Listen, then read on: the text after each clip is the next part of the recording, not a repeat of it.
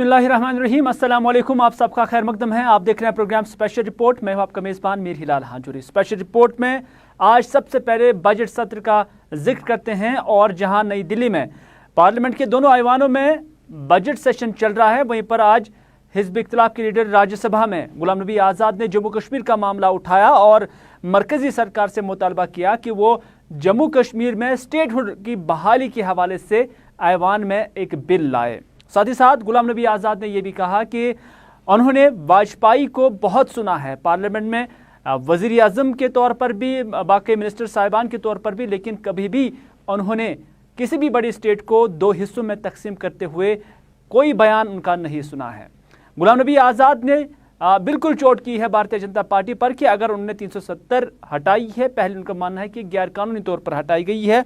और साथ ही साथ गुलाम नबी आज़ाद का यह भी मानना है कि 5 अगस्त के बाद जम्मू कश्मीर इक्तिसादी तौर पर और सिक्योरिटी पॉइंट ऑफ व्यू से काफ़ी पीछे चले गई है। गुलाम नबी आज़ाद ने मुफस्सल तौर पर जम्मू कश्मीर का जिक्र किया और कहा कि जम्मू कश्मीर के लोग भारतीय जनता पार्टी या मरकजी सरकार के इस फैसले के बिल्कुल भी हक में नहीं है, बल्कि जम्मू कश्मीर में 4 अगस्त या 5 अगस्त साल 2019 के बाद हालात काफ़ी बिगड़ गए हैं। इसी वजह से उन्होंने मुतालबा किया कि जम्मू कश्मीर के अंदर अब इलेक्शन कराने के हवाले से, यानी जो असेंबली इंतखाबात है उनको बरोइकार लाने के लिए, उनको अमलाने के लिए भी इकदामात उठाए जाएं। और साथ ही साथ उनकी यही डिमांड रही कि मौजूदा सेशन के दौरान ही जम्मू कश्मीर में स्टेटहुड की बहाली के लिए, यानी रियासत का दर्जा दिलाने के हवाले से यहाँ पर बिल लाई जाए। और उन्होंने ये भी कहा कि बाइफरकेशन किसी भी तौर किसी भी हुकूमत ने आज तक किसी भी इतनी बड़ी स्टेट का नहीं किया था। कश्मीर, जम्मू और लद्दाख, माननीय प्रधानमंत्री जी, कोई भी खुश नहीं है, क्योंकि आर्टिकल 37 में 2-3 प्रोविजंस थे जिसकी वजह से जमीन कोई बाहर नहीं खरीद सकता। और ये पहली जगह नहीं है, हिमाचल में कोई नहीं खरीद सकता है, उत्तराखंड कोई नहीं खरीद सकता, नॉर्थ ईस्ट में नहीं कोई खरीद सकता, हमारे SC ST की जमीन कोई पूरे देश भर नहीं खरीद सकता। तो ये कोई अनुभूत चीज नहीं थी कि जम्मू कश्मीर ने ही खा लिया सब कुछ, ऐसा तो पूरे हिंदुस्तान में है। तो मेरी आपसे निवेदन करना है कि अगर जम्मू कश्मीर को प्रोग्रेस करना है और अगर बॉर्डर्स पे हमने अपने दुश्मनों से लड़ाई लड़नी है, तो हमने अपने लोगों को कॉन्फिडेंस में रहना है और उनको प्यार देना है, प्रेम देना है, मोहब्बत से इकट्ठे रखना है। तो आपसे मेरा निवेदन होगा कि बिल इस सदन में लाएं और स्टेटहुड को आप वापस रेस्टोर करें और स्टेटहुड देकर जम्मू कश्मीर में विधानसभा के इलेक्शन हो जाएं। गुलाम नबी आज़ाद आज राज्यसभा में जम्मू कश्मीर को लेकर ही उन्होंने बात नहीं की, बल्कि किसानों का आंदोलन जहां पूरे मुल्क में जारी है, वहीं पर उन्होंने किसानों का मामला एक बार फिर आज उठाया। और गुलाम नबी आज़ाद ने बड़ी शिद्दत के साथ ये बात बताई और जो ऐवान में वज़ीर आज़म से लेकर भारतीय जनता पार्टी के दीगर लीडरान मौजूद थे, उनको ये बावर कराने की कोशिश की कि मुल्क के अंदर, यानी मुल्क हिंदुस्तान के अंदर 18वीं सदी से लेकर आज तक जब जब भी किसानों ने बात उठाई है, जब जब भी आंदोलन चला है, तो उस वक्त सरकार को झुकना पड़ा है। गुलाम नबी आज़ाद ने 5-6 वाक़ों का जिक्र किया। गांधी जी के आंदोलन से लेकर बाकी किसानों के आंदोलन का भी उन्होंने जिक्र किया। उन्होंने कहा कि कई बार गुजरात से लेकर बाकी स्टेट्स में यहाँ तक कि सरकार ने इतनी सख्ती बरती है कि किसानों की ज़मीनें भी जब्त की गई थी और किसानों से टैक्स भी वसूल किया जाता था, लेकिन बिलाखिर नतीजा यही हुआ कि सरकार को ही किसानों के सामने झुकना पड़ा। आज के आंदोलन का या आज के किसानों के एहतजाज का हवाला देते हुए गुलाम नबी आज़ाद ने कहा कि सरकार को चाहे कि किसानों से वो दूरी इख्तियार न करे, बल्कि किसानों के साथ जो मामलात है उनको बातचीत के जरिए हल किया जाए और किसानों की डिमांड्स को, उनके मुतालबात को असल सूरत में माना जाए, ताकि मुल्क के अंदर हालात ज्यादा खराब ना हो जाए। जो गतिरोध बना हुआ किसानों का और सरकार के बीच, ये पहली दफा नहीं हुआ। सैकड़ों सालों से किसान संघर्ष करता रहा है, अपने हक के लिए लड़ाई लड़ता रहा है। कभी फ्यूडलिज्म के खिलाफ ये लड़ रहे, जमींदारी के खिलाफ लड़ रहे, और कभी सरकार के। मैं उल्लेख देना चाहता हूं कुछ महत्वपूर्ण उन एजिटेशन से जो आखिर में सरकार को अंग्रेजों के जमाने में झुकना पड़ा था। मैं कई दिन से पढ़ रहा था किसानों के आंदोलन के बारे में और गांधी जी के सुझाव और सिलेक्ट कमेटी के जो सुझाव दिए और नील की खेती बंद हो गई। एक दूसरी मिसाल है इस चंपारण की और अंग्रेज हुकूमत की। माननीय प्रधानमंत्री जी मुझसे ज्यादा जानते हैं क्योंकि उनके स्टेट की बात कर रहा हूं। चौथे आंदोलन की 1918 में खेड़ा सत्याग्रह, जिसमें महात्मा जी गांधी जी शुरू हुए और बाद में उसका संचालन सरदार वल्लभ भाई पटेल और उनके साथियों ने उसको चलाया। गांधी जी ने और पटेल जी ने कहा कि देश भर के लोग नहीं आएंगे, गुजरात के भी लोग नहीं आएंगे, यहां के लोग सिर्फ इसका आंदोलन करेंगे या ज्यादा से ज्यादा गुजरात के लोग, लेकिन बाहर के लोग नहीं आएंगे। उन्होंने पिटीशन दी बंबई सरकार को, कमिश्नरी को कि हमारे टैक्स खत्म किए जाएं। उन्होंने बंबई सरकार ने, जो उस वक्त की यूनाइटेड सरकार थी ब्रिटिश की, उन्होंने उनकी डिमांड को रद्द कर दिया और उनको वार्न किया गया कि अगर आप ये टैक्स नहीं देंगे आपकी जमीन जब्त की जाएगी, आपकी प्रॉपर्टी जब्त की जाएगी, आप जेल में जा सकते हैं। लेकिन रिवोल्ट इतना बढ़ा कि लोगों की ने प्रॉपर्टी उनकी ली गई, जमीन उनकी ली गई और जमीन सीज की गई, लोगों को अरेस्ट किया गया, लेकिन आंदोलन खत्म नहीं हुआ। और उसका नतीजा क्या हुआ? उस साल के लिए टैक्स माफ किए गए और जो इंक्रीज जो बढ़ाए गए थे टैक्स सरकार ने वो घटा लिए और जो जमीन और घर सरकार ने लिए थे उनको वापस दे दिए। तो वापस किसानों की इसमें फिर से जीत हुई। मैं दूसरा सत्याग्रह की बात करता हूं, 5वें सत्याग्रह की बात करता हूं, बरदोली 1928। इसमें भी 1925 में गवर्नमेंट बंबई प्रेसिडेंसी ने टैक्स बढ़ाए किसानों के 22%। इतना कभी भी टैक्स नहीं बढ़ा था।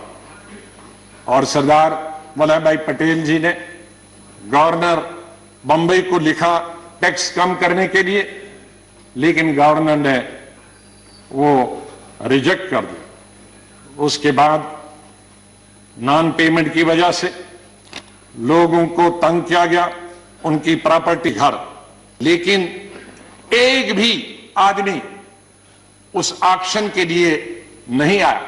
गवर्नमेंट ने तो ऑक्शन की, लेकिन ना जमीन लेने के लिए कोई आया, न घर लेने के लिए।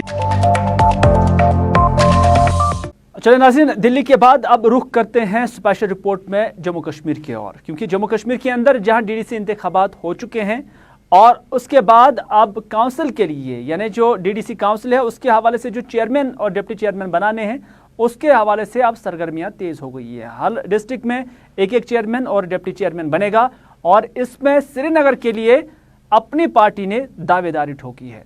अपनी पार्टी का दावा है कि उनके पास अब जो डीडीसी कैंडिडेट्स है वो 9 है, यानी यहाँ श्रीनगर में वो अक्सरियत में है।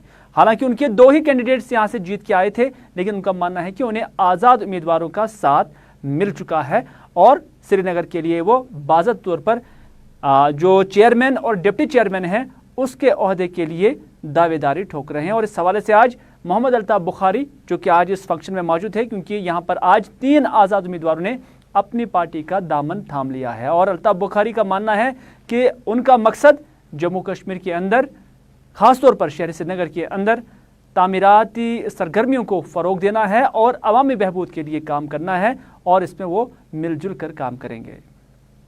और डिस्ट्रिक्ट श्रीनगर के लोगों को मुबारकबादी देना चाहता हूं कि मुझे उम्मीद है कि जो उन्होंने इस डीडीसी इलेक्शन में हिस्सा लिया और जिन मायानाज नौजवान लड़कों, लड़कियों और बुज़ुर्गों को इलेक्ट किया, आज हम सब मिलके उनकी खिदमत में श्रीनगर का काउंसिल की तैयारी में जो पहली मीटिंग की, 9 लोग हम जमा हो गए हैं, इसका मतलब है मेजॉरिटी ये अपनी पार्टी के बैनर के तले बनेगी।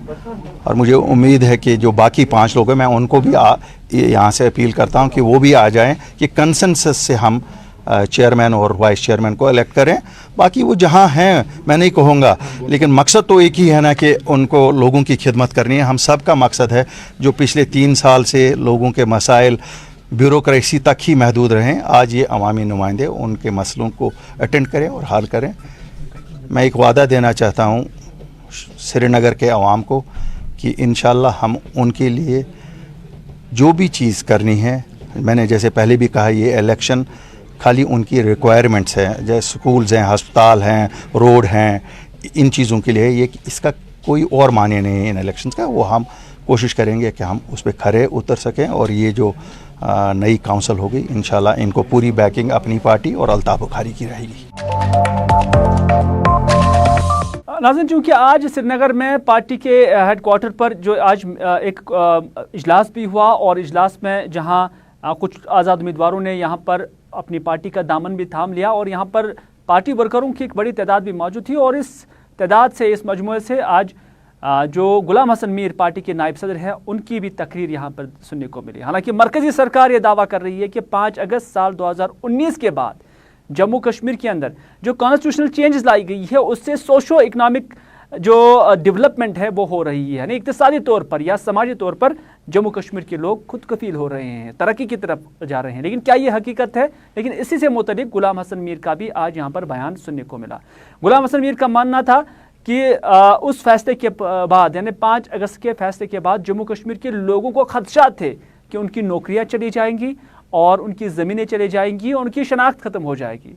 लेकिन उनका मानना है कि जब अपनी पार्टी का वफ्द वज़ीर-ए-आज़म से मिला, उनसे मुलाकात हुआ और हमने पहले ही इन चीज़ों के तहफ़्फ़ुज़ात वहाँ पे ढूंढे और वज़ीर-ए-आज़म से मुतालबा किया कि यहाँ की नौकरियाँ, यहाँ की ज़मीन और यहाँ की शनाख्त बरकरार रहनी चाहिए, जिस पर वज़ीर-ए-आज़म ने हामी भर ली है।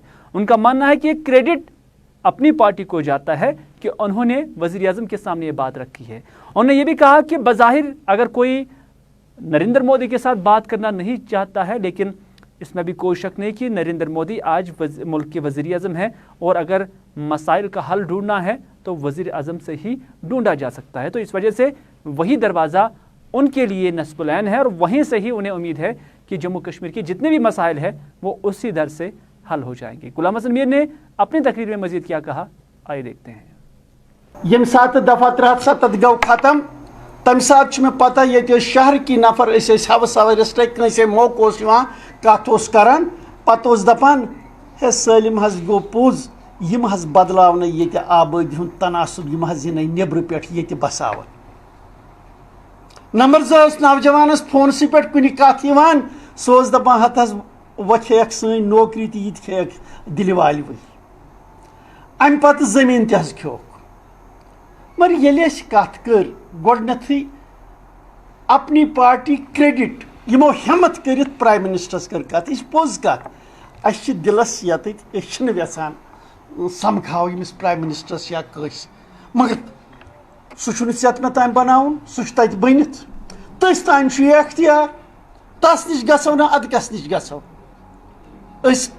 सान मुश्किलातन मज कमी है कर तस निश गो तेल कस निश गो तस निश गए गोडनिच कत योस अपनी पार्टी कर सो कत कर युस हसा ये जहनन मज वहम चुक त्रोमुत कि ये हसा बदलू तुम तब्दीली हुंद तनासुब यह गु प्राइम मिनिस्टर सद ऑफिस पे आव गोडनिच लट स्टेटमेंट जम्मू कश्मीर लुकन हंद खतर अगर तिमन अमि किस्म खदश तिमन पज खदश त्राउन गवर्नमेंट ऑफ इंडिया अमि किस्म जो कुछ हमसे छीना लिया धीरे धीरे वो तहफ़्फ़ुज़ात हम वापस लाएंगे।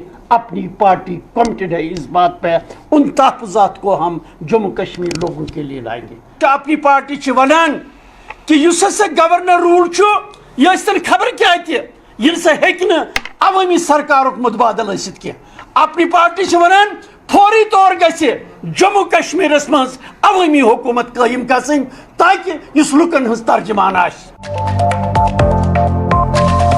नाज़रीन, मौसम का जिक्र करते हैं। सियासी मौसम तो अभी ठंडा ठंडा ही है, लेकिन जब हम दर्जा हरारत का जिक्र करते हैं तो कश्मीर में दर्जा हरारत -16 तक भी पहुंच चुका था। लेकिन अब श्रीनगर का जिक्र करते हैं तो यहाँ पर -0.4 डिग्री सेल्सियस रिकॉर्ड किया गया। लेकिन महकमा मौसमियात की पेशन गोई थी कि दौरान शब से ही बर्फबारी होगी और पेशन गोई के ऐन मुताबिक कश्मीर के अंदर बर्फबारी हो रही है। शहरी श्रीनगर में दही इलाकों के मुकाबले में बर्फबारी कम हो रही है, यानी लाइट स्नोफॉलिंग हो रही है। लेकिन जो बालाई इलाके हैं वहाँ पर लाइट से यानी हल्की बर्फबारी से लेकर दरमियाना दर्जे दर की जो बर्फबारी है वो हो रही है। महकमा मौसमियात का मानना है कि आज शाम तक ये बर्फबारी कश्मीर के अंदर रह सकती है, यानी आज रात तक ही ये बर्फबारी रहेगी और उसके बाद मौसम में बतदरीज जो है तब्दीली आएगी। हमारे साथी इरफान फाजिल ने deputy director metrology department doctor Mukhtar के साथ बात की। उन्होंने मजीद क्या कहा, आइए देखते हैं। जी, जैसे हमारी पेशन गोई थी 2 तारीख शाम से ही एक WD आ रहा था और 3 शाम तक जो इसका इम्पैक्ट होगा और हल्की बर्फबारी जो है हर जगह से रिपोर्ट हुई और ख़ासकर कुपवारा साइड की अगर हम बात करेंगे करना केरन सेक्टर की, वहाँ पे 6 इंच से लेकर 8 इंच तक गिरा है और यहाँ श्रीनगर में भी लगभग 1 इंच के आसपास अभी हुआ है, तो बर्फबारी फिर से शुरू हुई है। तो बाकी जगहों पे भी खासकर गुलमर्ग की बात करेंगे, वहाँ पे भी 5-6 इंच के आसपास हुआ है, तो हर जगह लाइट टू मॉडरेट स्नोफॉल अभी तक हुआ है। तो हमारी पेशन गोई भी यही थी कि मॉडरेट स्नोफॉल जो है हमारा हायर रीचेस या मिडिल रीचेस में होगा और यहाँ लाइट स्नोफॉल जो है प्लेन्स में होगा। मुख्तार साहब, क्या ये चीज़ लगातार अभी 2-3 दिन तक जारी रहेगी, जिस तरीके से आपने पहले 1 से लेकर 3 तारीख तक बात की थी? ऐसा पेशन गोई तो हमने दिया भी नहीं था। 31 और 1 के बीच में एक लाइट स्पेल का बोला था, फिर एक पूरा दिन 2 शाम तक जो है हमने ठीक है बोला था, फिर 2 शाम से लेकर 3 शाम तक मौसम ख़राब रहेगा, ये हमारी पेशन गोई थी।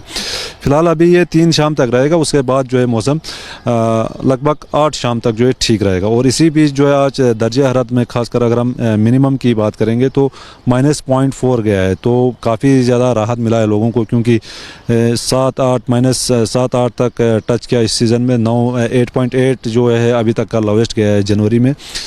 तो फिलहाल अभी आने वाले दिनों में भी कल भी थोड़ा सा दर्जा हरारत ठीक रहेगा मिनिमम की अगर हम बात करेंगे। फिर उसके बाद थोड़ा सा ठंड बढ़ सकता है क्योंकि मौसम जो है फिर से खुल रहा है और आने वाले दिनों में मैक्सिमम में भी इम्प्रूवमेंट होगा और फिर ग्रेजुअली 8-9 के बाद हम पूरा इम्प्रूवमेंट मतलब एक्सपेक्ट कर रहे हैं, खासकर मैक्सिमम मिनिमम दोनों की। हमने बात की यहाँ पर, जी हाँ, मेट्रोलॉजिकल के जो यहाँ पर इंचार्ज है मुख्तार अहमद साहब, इनसे हमने जाना कि आखिरकार क्या कुछ वजूहात रहे हैं, जबकि पेशन गोई भी की गई है और उसका असर जो है ज़मीनी सतह पर अभी दिखाई दे रहा है। और लगातार इनका ये भी मानना है कि मॉडरेट और साथ साथ लाइट स्नोफॉल के काफ़ी ज़्यादा चांसेस है जो इस 1-2 दिन तक जारी रहेगा, उसके बाद मौसम थोड़ा साजगार भी होगा। और फिलहाल लगातार ये सिलसिला जो है वादी कश्मीर में जारी है। With video journalist Abid Qadir के साथ सईद इरफान फाजिल, गुलिस्तान न्यूज़, श्रीनगर, कश्मीर। नाज़रीन, श्रीनगर के नटीपुरा में दूध गंगा के किनारे अलमदार स्टील फर्नीचर के नाम से एक यूनिट होल्डर काम कर रहा है और ये यूनिट यहाँ पर 1991 से यहाँ पर काम कर रहा है। यूनिट के मालिक का मानना है कि फ्लड कंट्रोल और इरिगेशन डिपार्टमेंट की जानब से उन्हें तंग किया जाता है, उन्हें बार बार नोटिस सर्व की जाती है कि आपका यूनिट सरकारी ज़मीन पर या हम कहेंगे कि जो दूध गंगा का किनारा है उस पर इलीगली बनाया गया है। उनका मानना है कि ये मामला इससे पहले भी साल 2017 में कोर्ट के ज़ेर गौर आया है और कोर्ट ने वाज़े अल्फाज में महकमे को यह तंबिया किया है कि मज़कूरा यूनिट होल्डर के साथ कोई छेड़छाड़ ना की जाए। चूँकि साल 2017 में कोर्ट का ऑर्डर आता है, लेकिन उसके बाद एक बार फिर से उसका इल्ज़ाम है, बशीर अहमद जो कि इसका मालिक है, उसका मानना है कि महकमा की जानिब से उन्हें तंग किया जाता है और बार बार नोट से उन्हें सौंप दी जाती है। लेकिन उनका मानना है कि हर बार उन्होंने ऑफिशियली ही, डॉक्यूमेंटली ही जो कुछ कानून और ज़वाबित है उसके मुताबिक ही उन्होंने इन नोटिसों का जवाब भी दिया। लेकिन उनका मानना है कि अब महकमे की जानिब से गैर कानूनी तौर पर जो उसकी फैक्ट्री बनाई गई है उस इलाके में, उसके ढांचे के एक हिस्से को मुनहदिम किया गया है और उन्होंने मुतालबा किया है कि इस कार्रवाई के खिलाफ जो मुतल्लिका महकमे के जिम्मेदार है उनके खिलाफ कार्रवाई होनी चाहिए, क्योंकि बकौल उसके ये कार्रवाई गैर कानूनी तौर पर की गई है। चूँकि ये ज़मीन मस्जिद कमेटी जो वहाँ की है उनकी है और उन्होंने लीज़ पर ली हुई है और ये लीज़ चाडूरा कोर्ट ने जो वहाँ के जज साहिबान हैं उनकी जानिब से उन्हें फराहम किया गया है और मुतल्लिका जज ने उस वक्त तमाम जो दस्तावेजात थे, जो रेवेन्यू रिकॉर्ड था, उसको देखते हुए उन्हें लीज फराहम किया, लेकिन आज महकमा उसको चैलेंज कर रहा है।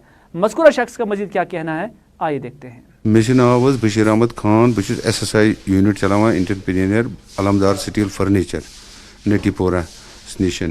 तुम वो पान कि मे आई वुक तम अकि 2 लट फ्लड कंट्रोल पे नोटिस, मे दु तथ टाइम टू टाइम जवाब तह मे हाई कोर्ट आर्डर 2017 मज कोड़मुत कि मे मह करो तुम यह हिरासमेंट कह। तो पत इंतजामिया कमेटी मे अवकाफ लैंड रेंटस पे तमो दुतमुत, मे तमो सत लीज डीड तोर्मुत, बाज़ाब्त सह रिकॉर्ड दुतमुत डिफरेंट डिपार्टमेंटन मज तमो सत मे यह रजिस्ट्रेशन कर्मुत। तो यम आई इंतजामिया कमेटी तथ लोअर कोर्टस मज केस कोर्मुत, तथ 2 फरवरी डेट, तो तमो कोर्टन स्टे कोर्मुत। तम मजीद तम फास्ट ट्रैकस मज कि मेन यह फैक्ट्री कर डिसमेंटल, मे कोर काफ़ी लॉस, बेस ये वर्कर्स तम ऑलरेडी काम करान पतमो 20 वरियो पे 15 वरियो पे, तो तम तक बेरोजगार, बह बनोस बेरोजगार। बस गवर्नमेंट इंतजामियस रिक्वेस्ट करान कि अत कर प्रॉपर इन्वेस्टिगेशन। डिमार्केशन खतर चीफ इंजीनियर लेटर दितमस, टिल डेट कर यमो डिमार्केशन कहीं, तो तमें ब्रोटे आई यम, तो यमो कोर यह डिसमेंटल। बस गवर्नमेंटस अपील करान कि बाज़ाब्त करियो तुम छानबीन, अगर हसा मे अत मज लॉफुल फॉलो कोर्मुत कह, तेल बह कहीं हक थवान कि गवर्नमेंट कर मे कह सहायता।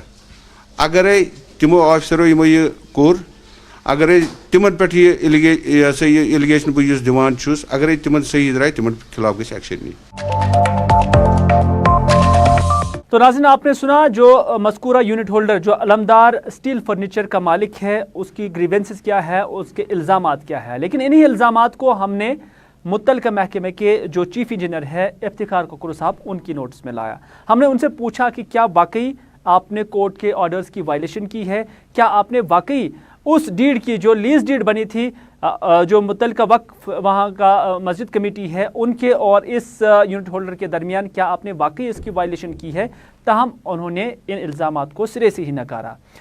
मज़कूरा ऑफिसर यानी चीफ इंजीनियर का मानना है कि जिस हिस्से पर बिल्डोज़र चलाया गया है, यानी जिस हिस्से को, जिस ढांचे को उन्होंने मुनहदिम किया है, वो मस्जिद कमेटी का हिस्सा नहीं है, बल्कि वो फ्लड और इरिगेशन डिपार्टमेंट का है।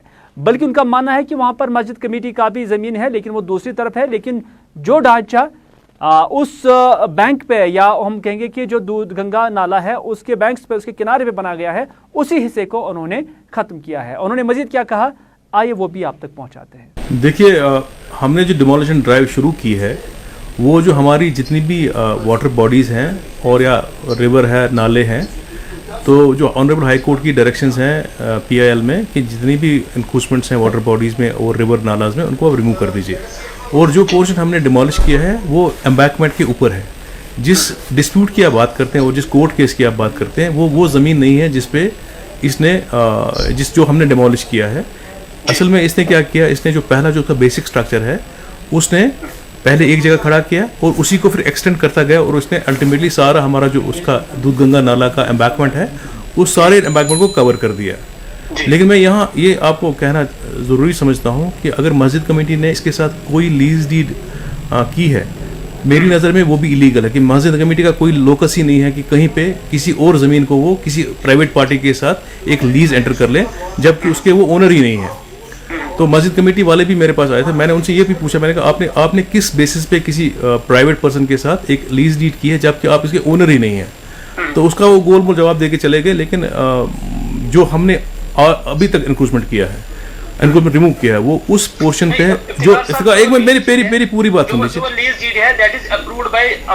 आई have no comments to make on that lease deed उस जमीन पे है जो शायद मेरी जमीन नहीं, कोई और जमीन है। जिस ज़मीन से मैंने स्ट्रक्चर को हटाया है, ये वो ज़मीन है जिस पे जो मेरी ज़मीन है, जो फ्लड एम्बैंकमेंट है, और जिस पे नाजायज़ तौर इसने नहीं काफ़ी और लोगों ने भी किया था, और जिन सब को हमने रिमूव कर दिया। देखिए, कहीं पे ऑनरेबल कोर्ट का स्टे मेरे एम्बैंकमेंट पे नहीं है।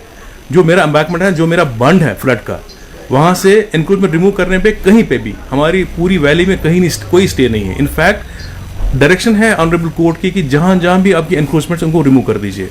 जिस स्टे की आप बात करते हैं ना, वो कोई और ज़मीन है, वो ये ज़मीन नहीं है, वो शायद वो ज़मीन है जो इसके पीछे जहाँ इसका ओरिजिनल स्ट्रक्चर था।